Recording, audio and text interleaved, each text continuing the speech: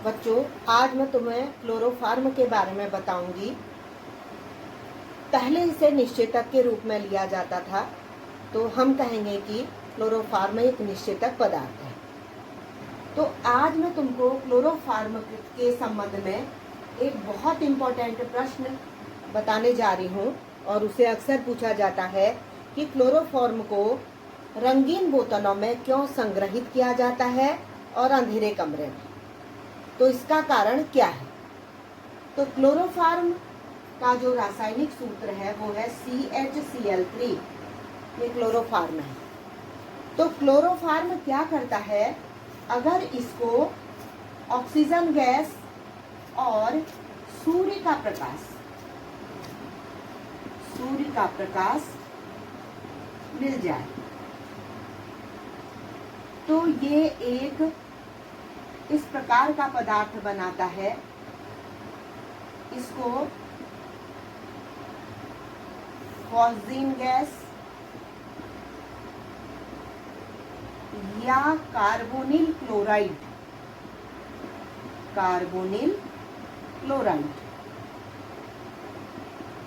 कहते हैं। और यहाँ पर हमें 2 HCl के अणु भी प्राप्त होते हैं।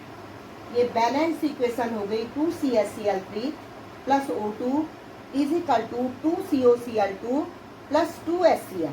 तो फॉस्जीन गैस ये बहुत विषैली गैस होती है और इसका दूसरा नाम है कार्बोनिल क्लोराइड। तो ये बहुत इंपॉर्टेंट प्रश्न है, इसलिए क्लोरोफार्म को वायु से बचाने के लिए और सूर्य के प्रकाश से बचाने के लिए अंधेरे कमरे में रखा जाता है। और इसको संग्रहित करने का तरीका क्या है? इसको बोतल में मुंह तक भर लेते हैं, जिससे कि अतिरिक्त वायु भी बोतल में न रहे, वरना फॉस्जीन गैस बन जाएगी और टाइट से बोतल का मुंह बंद कर दिया जाता है। तो ये हो गई क्लोरोफार्म से संबंधित एक मुख्य रिएक्शन। अब इसके बाद मैं आपको बताऊंगी एक मुख्य रिएक्शन है, नेम रिएक्शन, कार्बिल एमीन अभिक्रिया।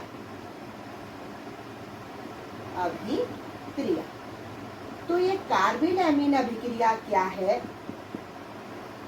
इसमें एरोमेटिक एमीन या एलिफेटिक एमीन को लिया जाता है। तो एरोमेटिक एमीन, आप कोई भी एरोमेटिक एमीन,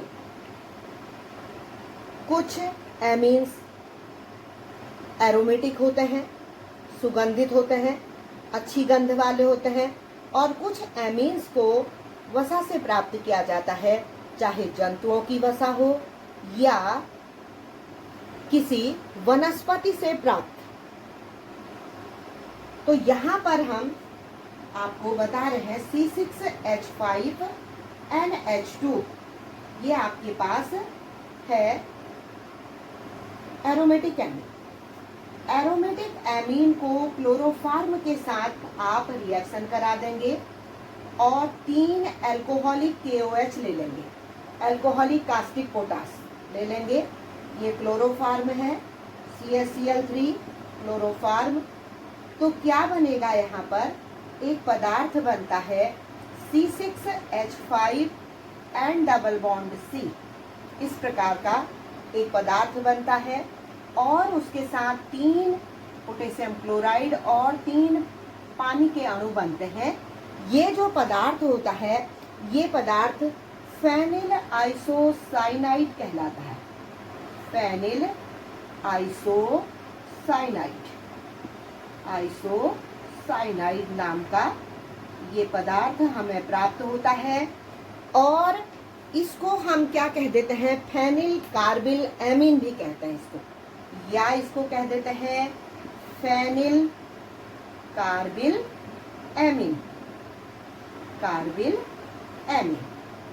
इसको इसलिए कहते हैं क्योंकि ये जो पदार्थ है ये बहुत दुर्गंध युक्त होता है, तीक्ष्ण और दुर्गंध युक्त होता है, इसलिए इसको क्या कहते हैं? ये जो पदार्थ बनता है कार्बल एमाइन नाम का बनता है। तो ये बेंजीन रिंग के साथ में ये पदार्थ हमें ये यौगिक प्राप्त हो रहा है, फेनिल आइसोसाइनाइड, या इसको फेनिल कार्बल एमीन इसको कह दिया जाता है। तो ये तो है एरोमेटिक एमीन के साथ, इसको हम कहेंगे प्राइमरी एरोमेटिक एमीन है, primary aromatic amine, aromatic amine के साथ हमने ये रासायनिक अभिक्रिया करवाई। अब इसके बाद आप इसको एलिफेटिक एमीन के साथ देखिए।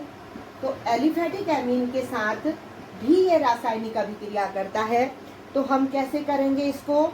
इसके लिए हम ले लेंगे एथिल एमीन, CH3CH2NH2, CH3CH2NH2, ये है देखिए C2H5 ग्रुप है, तो एथिल एमीन है, एथिल एमीन।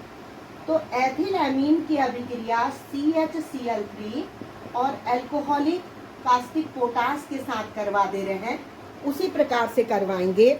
तो ये बन जाएगा CH3CH2, ये जो यौगिक बनेगा CH3CH2N, यहाँ पर जैसे आपने बनाया था N डबल बॉन्ड C, इस प्रकार का ये आपके पास एक यौगिक बना।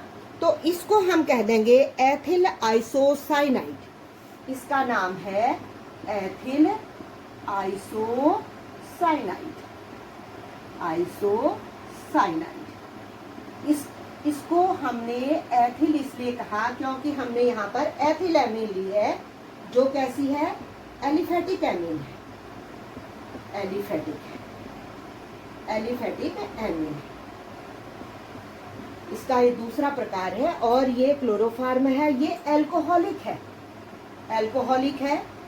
तो आप एल्कोहलिक लिखेंगे यहाँ पर। तो एथिल आइसोसाइनाइड नाम का एक पदार्थ प्राप्त हुआ, इसको एथिल कार्बिल एमीन भी कहते हैं, इसका नाम एथिल कार्बिल एमीन भी, एथिल कार्बिल एमीन। तो इस प्रकार से कार्बिल एमीन अभिक्रिया संपन्न हुई कि क्लोरोफॉर्म को एरोमेटिक या एलिफेटिक प्राइमरी एमीन तथा एल्कोहलिक कास्टिक पोटास के साथ जब गर्म किया जाता है तो संगत आइसोसाइनाइड या कार्बिल एमीन प्राप्त होता है। इसमें आपने जो प्राप्त किया प्राइमरी एरोमेटिक में फेनिल आइसोसाइनाइड नाम का दुर्गंध युक्त प्राप्त किया, और अगर आपने एलिफेटिक एमीन ली तो उसमें आपने एथिल आइसोसाइनाइड या एथिल कार्बिल एमीन नाम का आपने तीव्र और दुर्गंध युक्त पदार्थ को प्राप्त किया। अब मैं इसके बाद आपको एक रिएक्शन और बता रही हूँ, वो भी क्लोरोफॉर्म से संबंधित है और बहुत इंपॉर्टेंट रिएक्शन है, रीमर-टीमैन अभिक्रिया, रीमर-टीमैन अभिक्रिया। तो ये अभिक्रिया क्या है? ये भी बहुत इंपॉर्टेंट है, नेम रिएक्शन में अक्सर पूछी जाती है ये रिएक्शन भी। तो आप जानते हैं कि जब हम क्या करते हैं कि किसी फिनॉल को, ये फिनॉल है, यहाँ पर आप ये बेंजीन रिंग में अगर आप OH लगा देंगे तो ये फिनॉल प्राप्त हो जाएगा। तो फिनॉल को क्लोरोफॉर्म के साथ में अभिक्रिया करा दिया आपने, और आपने क्या ले लिया यहाँ पर?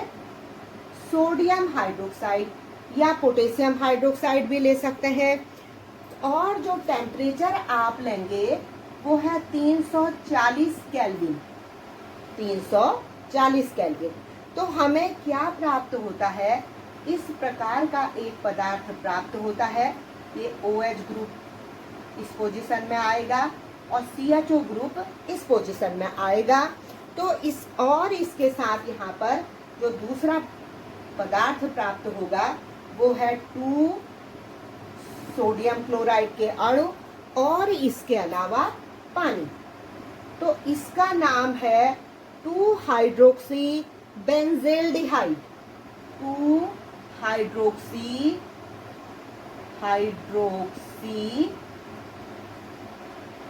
बेंजेल्डिहाइड,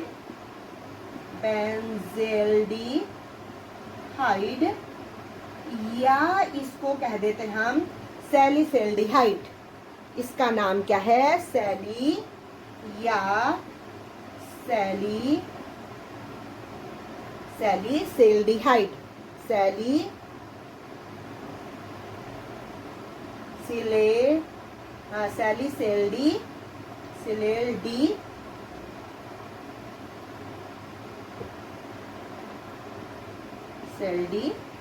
सैलिसिल्डिहाइड।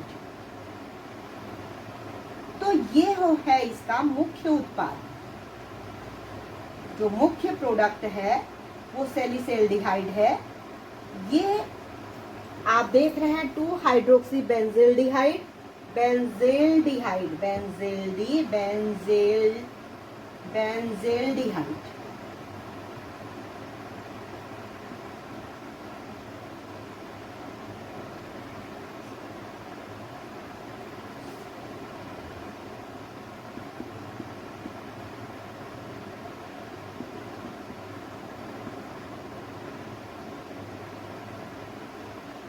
तो ये मुख्य उत्पाद है। तो ये हो गया आपकी आज रीमर टीमैन अभिक्रिया। ये फिनॉल है।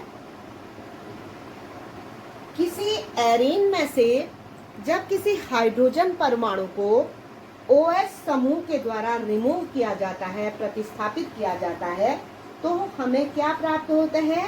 फिनॉल।